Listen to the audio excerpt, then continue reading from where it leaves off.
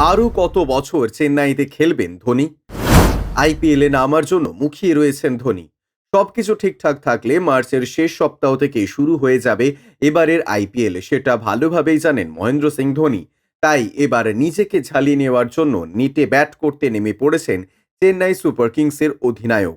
আর এবার টিম ইন্ডিয়ার বিশ্বকাপ জয়ী প্রাক্তন অধিনায়ককে নিয়ে আরও বড় আপডেট চলে এলো। সিএসকের অন্যতম পেসার দীপক চাহারের দাবি, ধোনি আরও ২-৩ মরশুম ইয়েলো আর্মির জার্সি গায়ে ২২ গজের যুদ্ধে নামতে পারেন।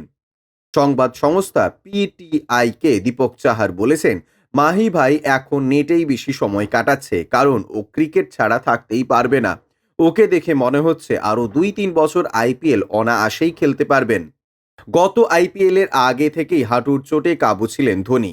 ব্যান্ডেজ বেঁধে তাকে খেলতে দেখা গিয়েছিল। যদিও দীপক চাহারের দাবি, জানি মাহি ভাই চোটে কাবু ছিল, কিন্তু এই ধরনের চোট তো ২৪ বছরের যুবকও পেতে পারেন। তাহলে কি সেই ছেলেটা খেলা ছেড়ে দেবে? মাহি ভাই এখন পুরো ফিট। আমি চাই ও আরও ২-৩ বছর চেন্নাইয়ের হয়ে খেলুক, বাকিটা ওর ওপর নির্ভর করছে। গত আইপিএলের ফাইনালে গুজরাট টাইটান্সকে হারানোর পর ধোনি নিজের ইচ্ছের কথা জানিয়েছিলেন। বলেছিলেন চেন্নাইয়ের পিচে শেষ ম্যাচ খেলতে চান। সেটা মনে করিয়েও দীপক ফের যোগ করেছেন, আমরা সবাই চাই মাহি ভাই আমাদের সঙ্গে আরও বেশি সময় ধরে জড়িয়ে থাকুক, কিন্তু দিনের শেষে মাহি ভাইয়ের সিদ্ধান্ত মেনে নিতেই হবে। তবে মেনে নিতে দ্বিধা নেই যে মাহি ভাই ছাড়া সিএসকে কল্পনাই করা যায় না।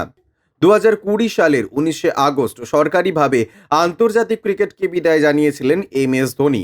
এরপর প্রতি বছর ক্রোড়পতি লিগে খেললেও বছরের বাকিটা সময় চেন্নাই সুপার কিংসের অধিনায়ককে অন্য একাধিক কাজে দেখা গিয়েছে। ব্যস্ত থাকেন বিভিন্ন ইভেন্টে। তবে আইপিএলের আগে তাকে নেটে গা ঘামাতে দেখা যায়। এবারেও তেমনটাই ঘটছে। ব্যুরো রিপোর্ট, ইউজে নিউজ।